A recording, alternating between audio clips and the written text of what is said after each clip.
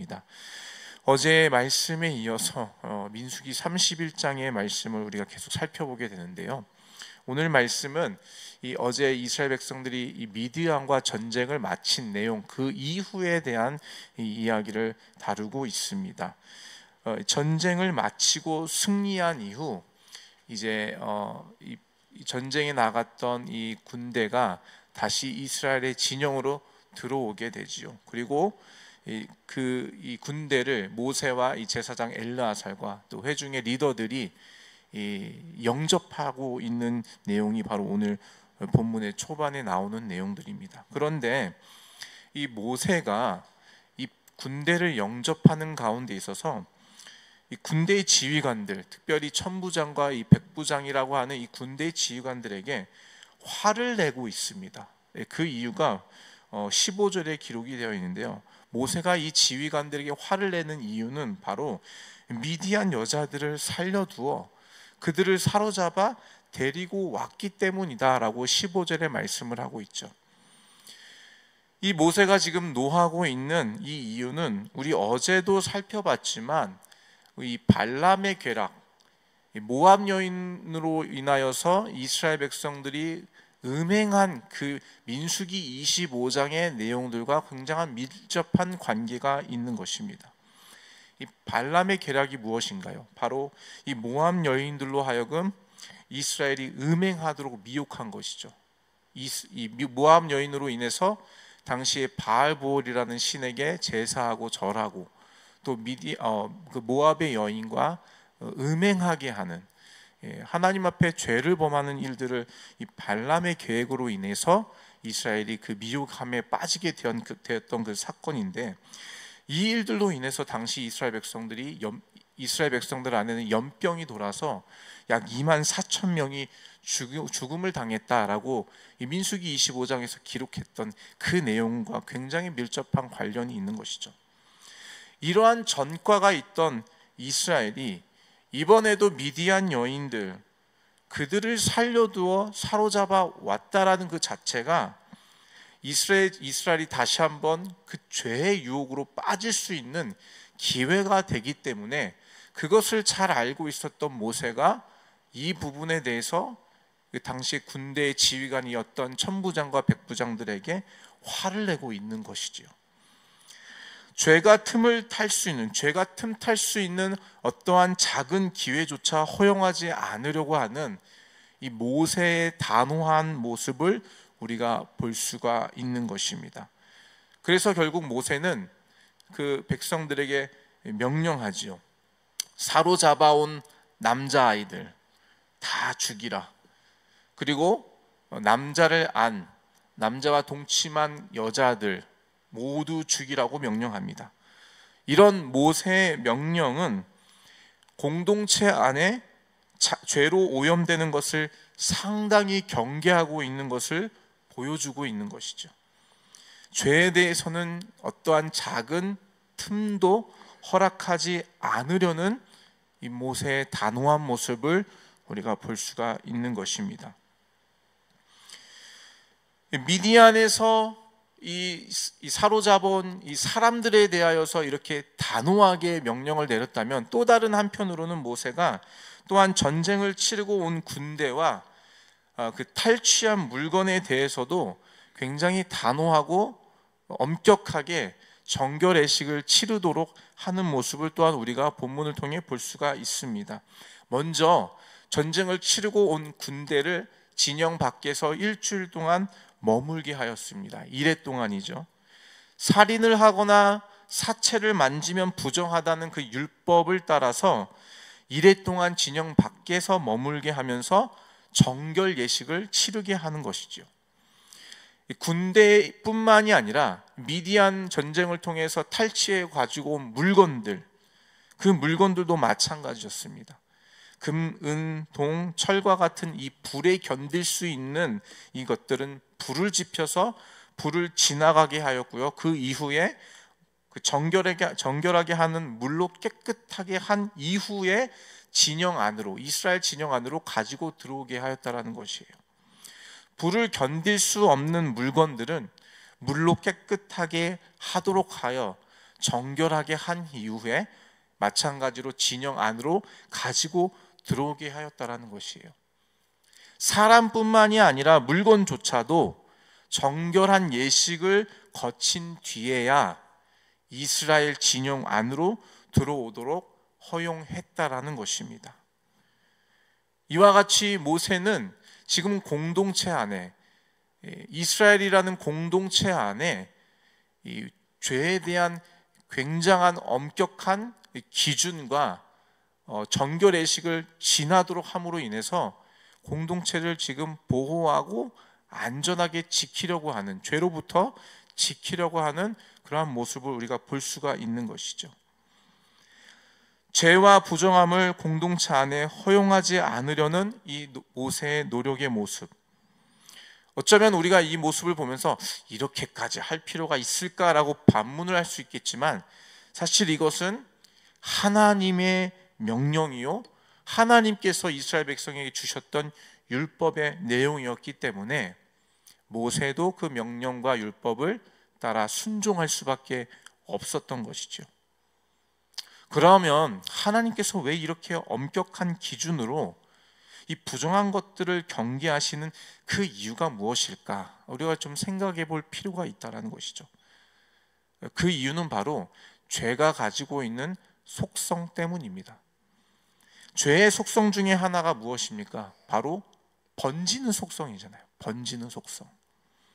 아무리 작은 죄라고 할지라도 그것이 번지면 크게 확산되는 것이 바로 죄가 가지고 있는 속성이요, 죄가 가지고 있는 힘이라는 것이에요. 우리 한국의 옛 속담에도 이런 말이 있잖아요. 바늘도둑이 소도둑이 된다. 이것이 무엇을 말하는 것입니까? 아무리 작은 죄라도 그것을 가볍게 여길 수 없다라는 거 아니겠습니까? 이 작은 것이 금방 커진다라는 것, 그것을 말하고 있는 속담이지요. 죄는 빠르고 급하게 번져나갑니다. 공동체 안에 작은 틈을 비집고 들어와 온 공동체를 순식간에 삼킬 수 있는 것이 바로 이 죄가 가진 속성이며 죄가 가진 힘이라는 것이에요.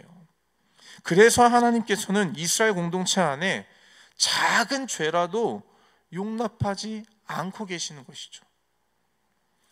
비록 그 공동체 안에 한 사람의 죄악이라도 그것을 단순히 가볍게 한 사람의 죄악으로 보지 아니하시고 그것을 공동체 전체의 죄악으로 보시는 그 하나님의 죄를 보시는 관점을 우리가 볼 수가 있는 것이죠.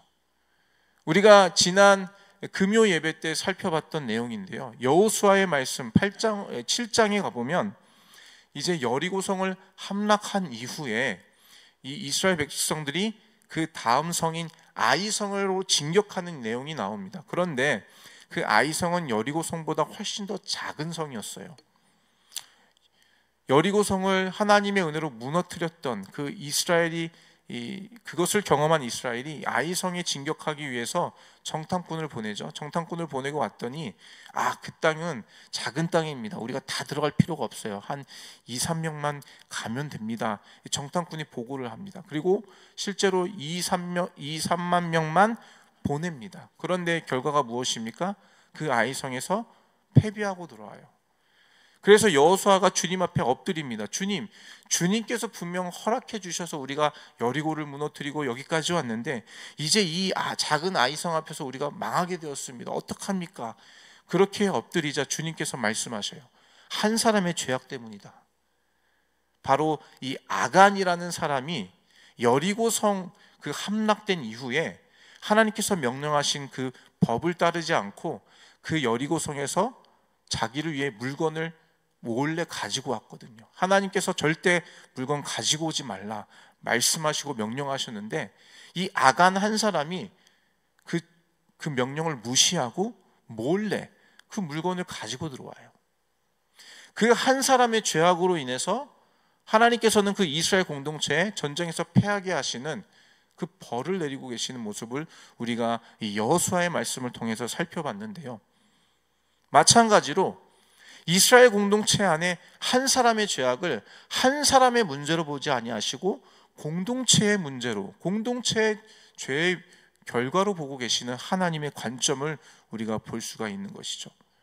이 말씀은 오늘 우리의 본문 말씀과 함께 우리가 이해할 때에 어떠한 작은 죄악이 공동체 안에 있다고 한다면 그것을 결코 용납하지 아니하시는, 그 작은 죄악이 결국에는 공동체를 무너뜨리게 되는 결과를 낳게 된다는 것을 잘 알고 계시는 주님께서 결코 작은 죄악도 허용하지 아니하시는 죄에 대한 단호한 주님의 모습을 우리가 보게 된다는 것입니다. 죄에 대하여 절대 단호함으로 반응하고 계시는 그 하나님의 모습, 죄에 대해서는요, 하나님께서는 절대 타협이 없으십니다. 공동체 안에서 반드시, 그 공동체 안에는 반드시 사랑이 있어야죠. 용서가 있어야 합니다. 용납함도 있어야 합니다. 그 하나님의 자비하시고 인자하심, 그 하나님의 성품이 공동체 안에 나타나고 드러나야 되는 것은 당연한 것입니다. 그런데 여러분, 이런 인자와 자비가 죄에 대해서 그렇다고 해서 다 용납해주고 다 이해해주면서 허용하고 있는 것은 아니라는 것을 우리가 분명하게 봐야 된다는 것이에요. 하나님의 인자하심, 자비하심을 닮아서 우리가 다 용납하고 용서하고 이해하는 그러한 모습, 사랑의 모습이 있기는 하겠지만, 그렇다고 죄를 죄라고 말하지 아니하고 죄도 괜찮다라고 용납하는 그러한 모습은 하나님께서 죄를 다루시는 그 하나님의 모습과는 전혀 다른 모습이라는 것, 우리가 이 귀한 말씀을 분명하게 분별하고 받아야 될 줄로 믿습니다. 하나님께서는 분명 죄에 대하여 단호하게 명령하시고 대응하셨어요. 작은 죄라도 가볍게 여기지 않으셨습니다. 죄는 그것이 가볍든 무겁든 사람마다 그 판단의 기준이 다 다를 수 있겠지만, 어쨌든 주님 앞에서는 죄는 죄라는 것이에요. 내가 지은 죄는 가볍고 저 다른 사람이 지은 죄는 크고, 어떠한 죄는 작고 어떠한 죄는 크고 무겁고, 우리는 그런 판단의 기준이 각 개인마다 있을 것 같아요. 그런데 주님께서 죄를 보시는 관점은 그런 기준이 아니라는 것이에요. 죄는 어찌됐든 크든 작든 우리가 생각하고 우리가 판단하기에 그 죄는 가볍고 그 죄는 크고 이러한 기준이 있다 할지라도 주님의 관점에서는 죄는 죄라는 것이에요. 죄가 가볍다고 해서 그것을 기회를 주거나 괜찮다라고 말씀하고 계시지 않다라는 것이죠. 특별히 공동체 안에서의 죄에 대해서는 더욱 단호하신 하나님의 모습을 우리가 볼 수가 있는 것이죠. 그 이유는 바로 앞에서 말씀드렸던 것 같이 죄가 가지고 있는 속성, 죄는 번지는 속성이 있다, 확산되는 속성이 있다. 바이러스가 금방 옆 사람에게 전염이 되듯이 이 죄도 전염성이 있기 때문에 주님은 어떠한 작은 죄라도 공동체 안에 허용하지 아니하시고 단호하게 대응하시는 모습을 우리가 볼 수가 있다는 것이죠. 우리의 삶도 마찬가지입니다. 한 사람의 죄악이 결코 가볍지가 않습니다. 사람의 눈을 피해서 속일 수는 있습니다. 그런데 전지전능하신 하나님을 속일 수 있겠습니까, 여러분? 목사를 속일 수 있고 주변에 우리 함께 공동체 생활하고 믿음 생활하고 있는 우리 성도님들을 속일 수가 있어요. 그런데 하나님은 속일 수 없다는 것이죠. 그게 크든 작든 간에 내 한 사람의 죄악된 삶이 있다면 우리가 그 죄악의 부분에 있어서 빨리 주님께 회개하고 돌아서는 것이 지혜로운 자요, 마땅한 일이고요, 하나님의 몸된 교회와 이 믿음의 공동체를 세워가는 마땅한 자의 모습이라는 것이에요. 그걸 숨기고 계속 가지고 있다는 것 자체는 우리 공동체를 무너뜨리게 만드는 이 틈을 내어주는, 마귀에게 틈을 내어주는 것과 다를 바가 없다라는 것이죠.